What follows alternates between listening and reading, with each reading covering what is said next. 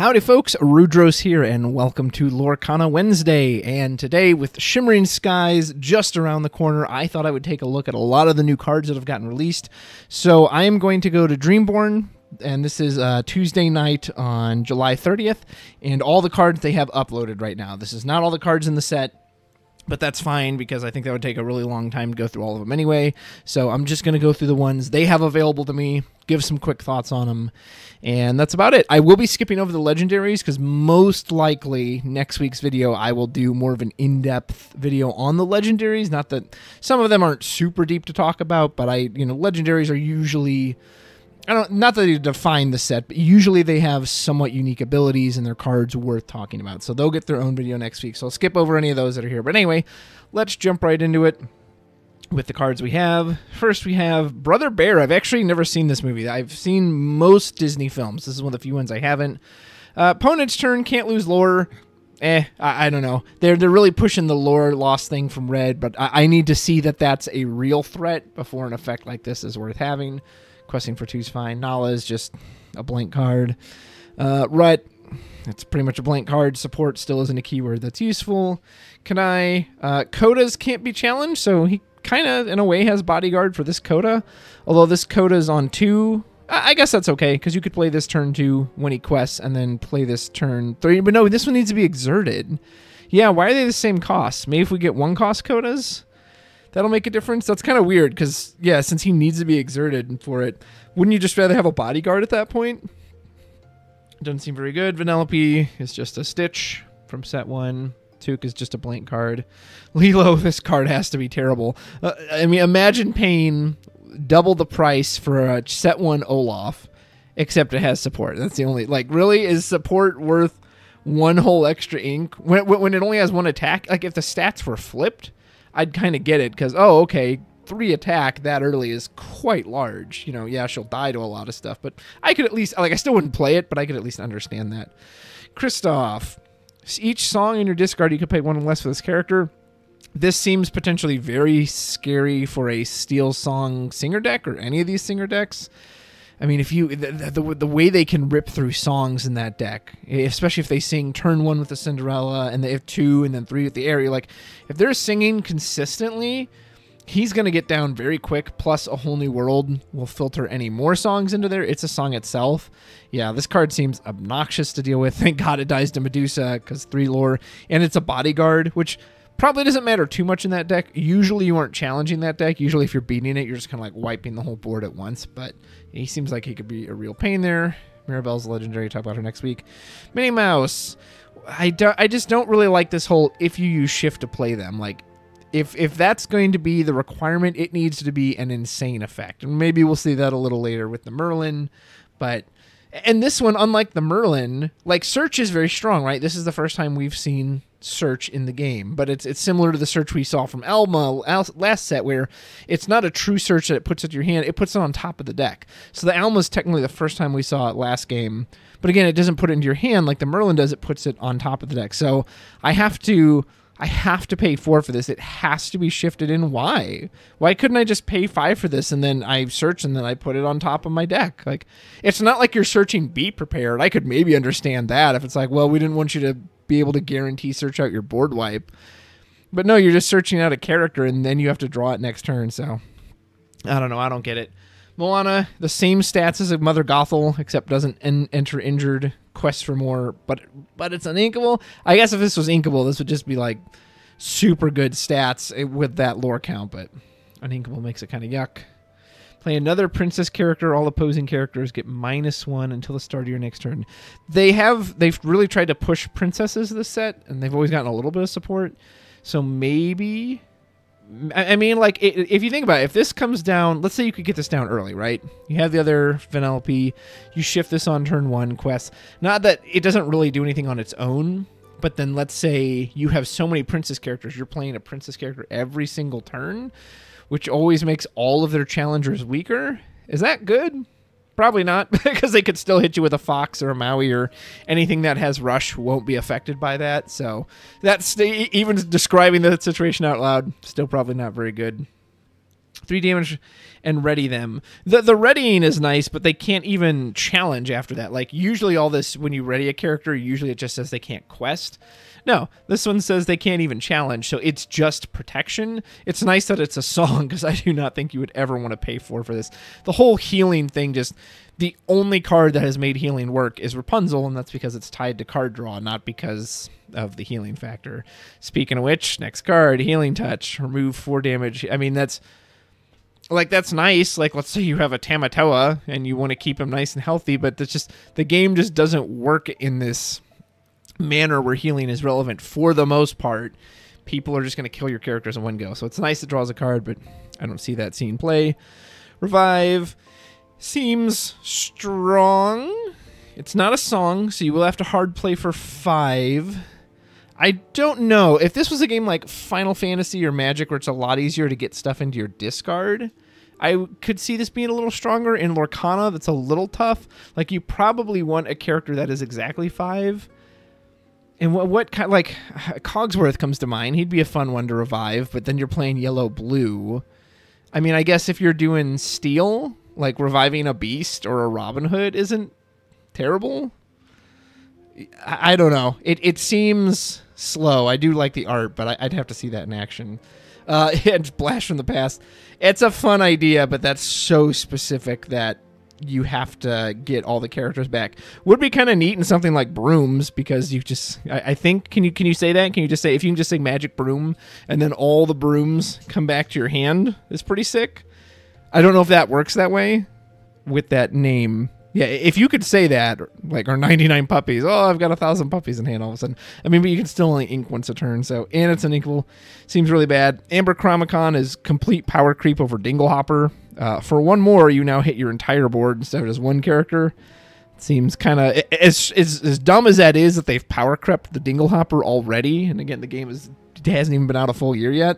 I also just, unless you have some kind of healing strategy, I just don't see why you're going to play this. Similar to strategies that don't work, this whole moving, shifting damage around, it's a cool idea, but we've yet to see it take off at all. Maybe if they add something that actually gives you lore for doing that, maybe that would make a difference, but yeah, this card's just way too slow for stuff like that. This is like the rush action effect. There's an action, I think, that can give a character rush. Right, it was the Madrigal girl from last set. So, but this is just on a body, so it's infinitely better. I don't know if that's worth it. I feel like if you really want to give stuff rush, you probably want to just use something that's repeatable. So, like, isn't there an Elsa from last set, or is it this Elsa? I think it was that Elsa from last set. She could give something. I think it was Russian Challenger. So you either want to do something repeatable like that, or even the Pocket Watch, the White Rabbit's Pocket Watch. At least you can do that over and over again. I don't think there's much space for a card like this that just does it one time and you're done. Archimedes is, he's evasive, so that makes him decent stats. He's basically a Diablo that quests for 1 more, but doesn't have the insane Diablo effect. Similar to this Salamander, like, they both die to a Baboom, which sucks, but they're evasive, and they do quests for 2, so they have to be answered. And this one, just when it's banished, period, no matter how it dies, draws a card. That seems quite good. I wonder if this will go in Ruby Amethyst. Rabbit's just a blank. Madam Mim. This card... So what wins the purple package is the bounce package. There's still nothing better you can be playing than Fox, Snake, Rabbit, Goat. And so to have another instance of bounce, when I was at the Texas Challenge, there were times I was like, wow, what I wouldn't give for another card to just keep bouncing this Goat 1,000 times. So maybe the Elephant becomes a 4 of because of that. Her dying to Medusa isn't really a big deal because, again, you didn't really care if the other Madam Mims died because, again, they're just there to repeatedly bounce.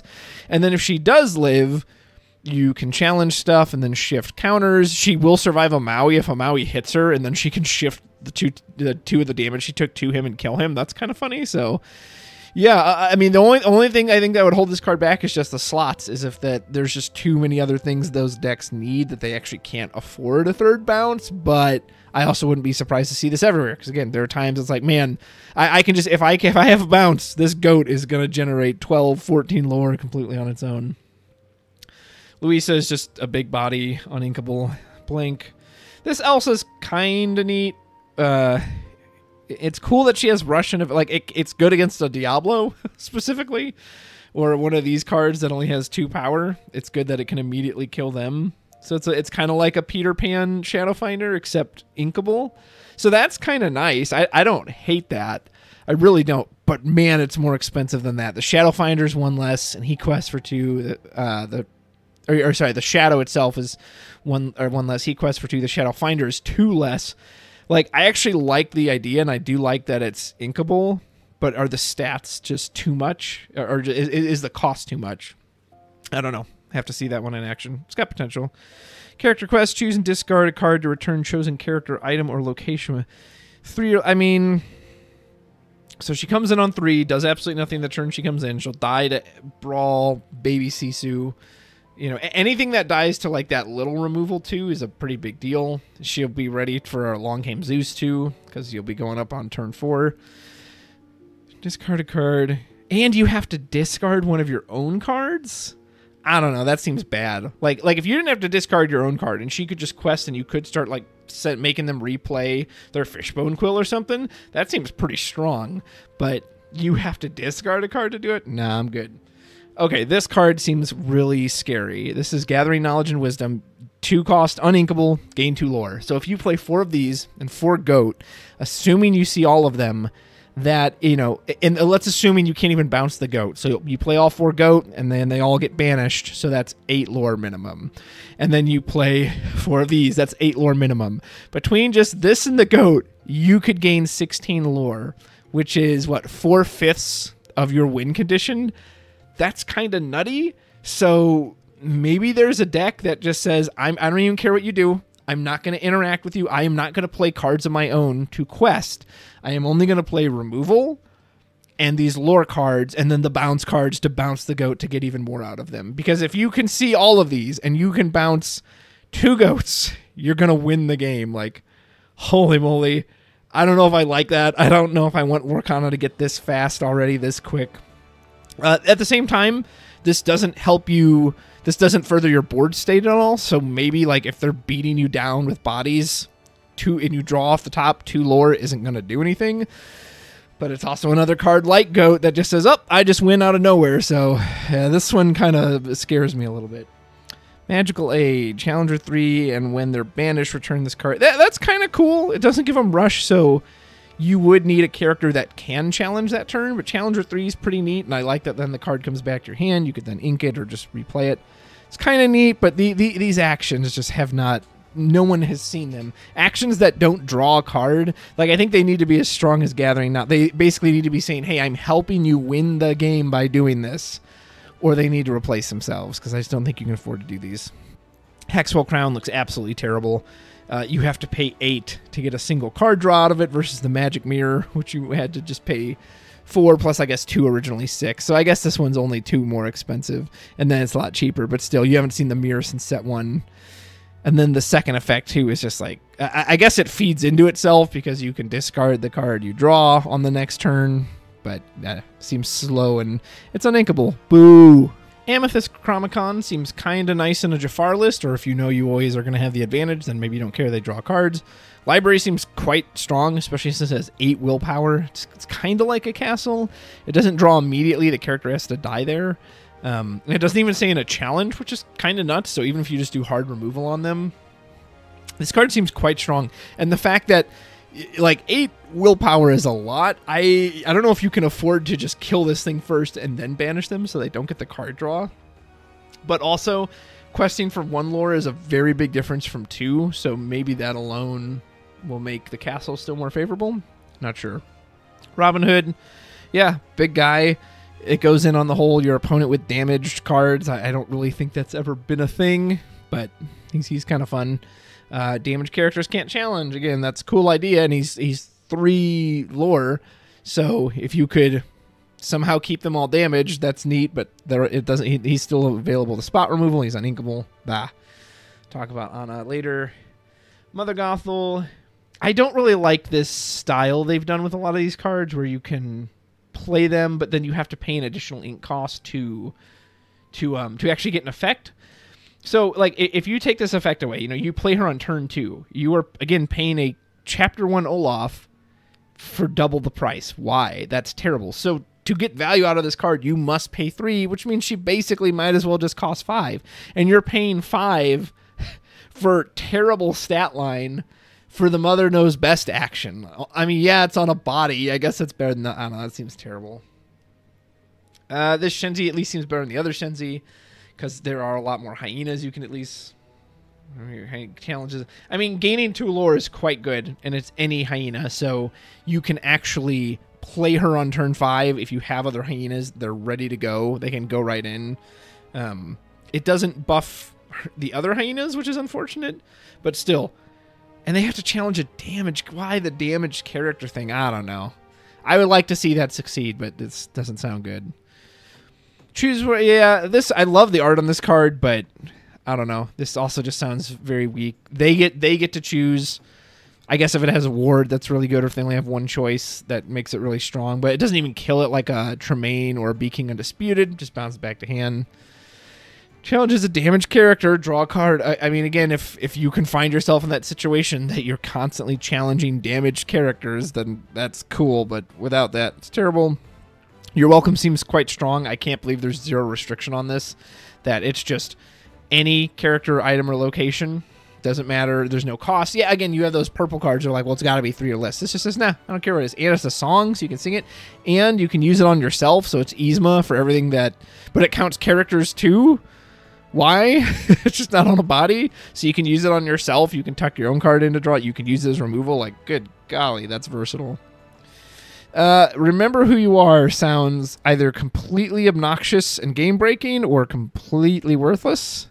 Like, the ideal one is you top deck this for turn when you're on an empty hand. Your opponent has like 10 cards in hand, and you play it, and then you both have the same number of cards, and you just completely flip the game on its head. In reality, is that going to line up? Probably not. So it's probably going to be worthless, but that's going to feel really bad when it happens. Obscurosphere. I don't know if I even saw this one. Your characters gain ward until the start of the next turn. That's kind of neat. It's cheap, too. You could get it down early. Potentially a Flaversome could break it. And then just 2 when you're ready. You've got a little extra ink. That one's kind of neat. This one sounds kind of interesting, but it's so slow. Like, you would want to use it in an aggressive deck. So that way you can either bounce back their stuff to slow them down challenging you, or bounce your own stuff back to save it, but then you can't bounce the thing that's banished, right? Because it's banished and gone to the discard. And if you're going fast, you cannot take turn 3 off to play an uninkable like this. This one's kind of neat, again, but it goes in that whole damage theme, which I just don't like. Taffeta's, fine. She's an Aurora from set 1. Gain 1 lore for each damage on him. Sounds fun if you go into that whole self-damage theme. I don't know how good that is. We'll talk about Donald later. Mickey Mouse, I mean, him being a 4/4 for 4, that quest for 2 is fine. Even that is nothing special. So without Minnie, and he's a 2/4, that's not very good. There's a lot of cards that are like this. Plus, I mean, he's a 3/5 with no damage. I mean, a 3/5 on 3 is a really solid stat line, but then the moment he gets hurt... Or no, while he has damage. Okay, so sorry, I read that wrong. While he has, yeah. So he plays as a 1/5, which is bad. And then if he gets hurt, he gets 2, which is fine. But then what, you're challenging something for 1 just to get damage? I don't know. Seems... anytime they do all this complicated stuff, it's like there's cards that just do stuff outright. Unlike this Avenging Brother, who's just a big stat stick, and he's uninkable. That sucks. Taffeta here sounds very fun. I would love to build a location list and just have her bounce back and forth and just lore. In the past, those lists have never done anything. Or if they do, it's because the locations themselves, like, hey, I played 3 RLS Legacy off of Jim Hawkins. Like, they're just losing because they can't answer these 8 willpower bodies. So maybe she just accelerates that even more. Sounds fun. Probably won't happen. Who's a legendary. Pete's just a blank. Arthur, I mean... decent stats for a 1 cost. Kind of sucks he's uninkable. And obviously he's reckless. Maybe if there's important 2 costs you need to take out in the meta, but he doesn't have rush or anything either. Radigan, just, I mean, the lore's nice, but why? Yeah, it doesn't fit in the theme. This one is okay. Instant lore gain is always something worth checking on, but you specifically have to have a Mickey. Maybe if there ever a bonkers Mickey comes out, this will make a lot more sense. Ruby Chromicon seems nuts. This could absolutely replace Fishhook in a lot of my lists. mainly just for letting Maui get +1 attack and being able to one-shot a castle. You don't need a Hercules anymore. You can just play this. Lets red-blue really handle castles. Maybe castles will be traded out in favor of the new library. I don't know. This seems absurdly strong. And it's just a one-cost item, too, so if you're playing it in a list like red-blue, you can just break it for Flaversome. And Ratigan's Party, again with the damage character theme, just doesn't. I just don't think that idea is going to be worthwhile. I'd love to be wrong. Queen's a blank. Scourge is just a body. Playing item, the character gets +2 attack. That doesn't seem very good. Pacha seems fun. Start your turn. If you have an item in play, gain a lore. Hey, if you're playing blue, you're probably playing items. If you have a location in play, gain a lore. I don't know if you'll be able to get locations and items. Maybe you can. Maybe you'll go just popsicle, one jump ahead, Pacha and McDuck Manor, or maybe some really cheap location, and then he's just going to sit there. If he gains a lore, and Quest for 2 gains you 4 lore. I think even if he dies right after that, you're okay with this. So this card seems like it's got a lot of potential. Play an item from your hand or discard 5 or less for free. Exerted. I don't know what item you're doing for that, so it's kind of like a cheaper Tamatoa in a way, except it doesn't happen when he quests, and he doesn't do anything the turn he enters. I guess it's really good if they like break your Fishbone Quill, but that's if they do, which means you're facing steel. I don't know. Again, I'm getting a lot of questions for this. I just think there's going to be better stuff to do. He's just a body. When you play his character, chosen character gets -2 this turn. Kind of a weird thing to have on a 1-drop, as usually, and it's only for this turn, so it's something ideal. You need something else so that you can challenge with it. Yeah, that's a weird one. And it's uninkable. Why? Play this character, top card of your deck, and your inkwell. Yeah, so it's Mickey Mouse. It's a more expensive Mickey Mouse detective, but it is inkable. I really like that, and it quests for 2. So unlike Mickey, which kind of just comes in and that's it. It's basically just there for the effect, and then the body is terrible. This body is at least okay, and the lore is nice, so he might see play. But he's also, you really want to be ramping earlier than 5, so he might just be too slow. I mean, heal by 1, meh, nothing. Other characters gain ward till the start of your next turn. That's not bad. That's really not bad. It kind of sucks it's uninkable, because if there's decks that don't really care about ward, they have ways to get around it. They have board wides, whatever. That's kind of crummy, but it could help you push for lethal on turns in the end, where it's like, okay, your opponent's going to have to like spot remove all your stuff. Well, you're not allowed to. So interesting. Merlin we'll talk about later. Put 1 in your hand. So this is just like double develop. So it's 1 costs more develop, but you get to look way deeper. I don't hate it. I really don't. That there are times develop just doesn't dig deep enough, and looking at 5 is huge. That being said, it's double the cost. Like I would like this later in the game in red-blue. Obviously, it's not so good on the early turns, but I mean, maybe it is. Like if you could get away from 1 jump in like blue steel, then you're not ramping. I don't know. I think the card is fine. It's just, will it see play? Will it find a home? And if it doesn't, I don't think it's because the card is bad. I think it's just people don't want to pay, extra for the develop. Hideaway seems kind of busted to me. Like the idea that they can pay 7 for a lucky dime and you can then pay 2 and it's gone forever. It's actually better than breaking the damn dime, because if they break it, Tamatoa can always get it back. This just puts it into their inkwell. So it's unless they get lucky with the new Mufasa, it's just gone forever. That's insane to me. Same with the location. Now, that being said, this is Rise of the Titan, right? It's Rise of the Titan that costs 1 more, and even that card you saw fall out of favor a bit.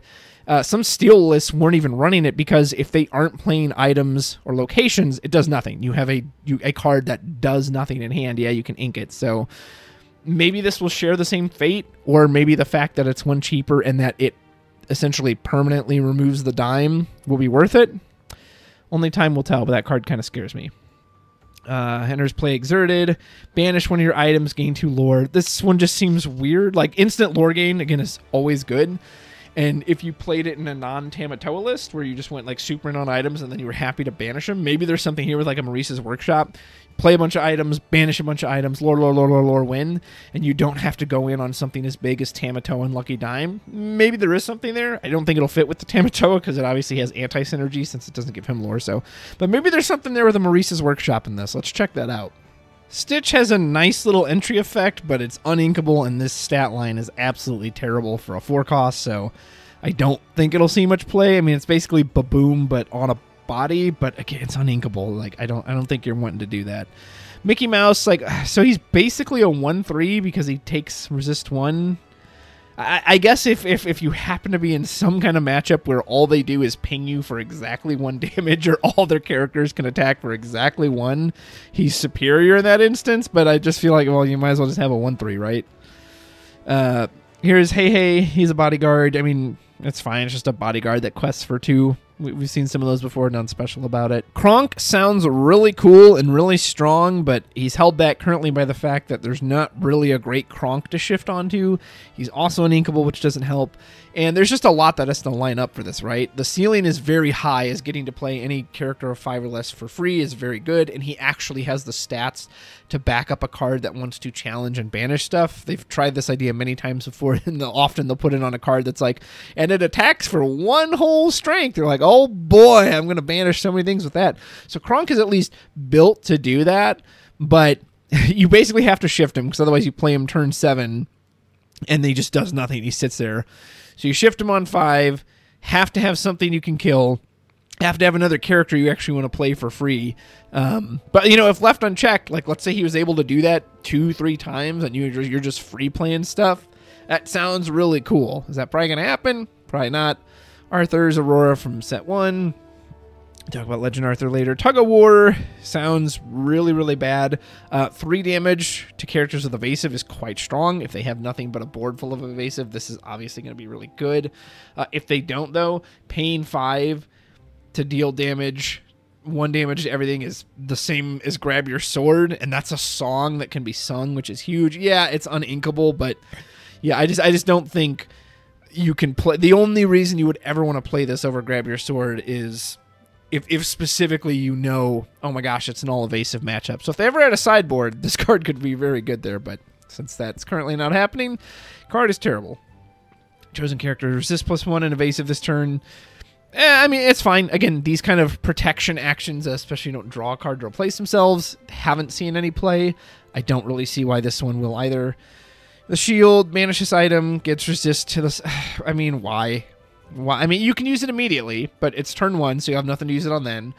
So you could use it turn 2. I don't know what you'd absolutely have to protect. Like, at that point, I feel like you'd rather just take the risk of the uninkable and play the mouse armor, or there's even something else in this set that is just permanent, and you can do it over and over and over again. The shield is inkable, which is nice, but we have Fortisphere, so you don't even need it in like a blue-gray list just to fill out item numbers. And then the Steel Chromicon is just terrible, and the effect is solid, you know, basically pay no cost and just hit anything for 1 is nice, except anything with resist, it's going to ignore that. But it's a 6 uninkable. You can't wait till turn 6 to...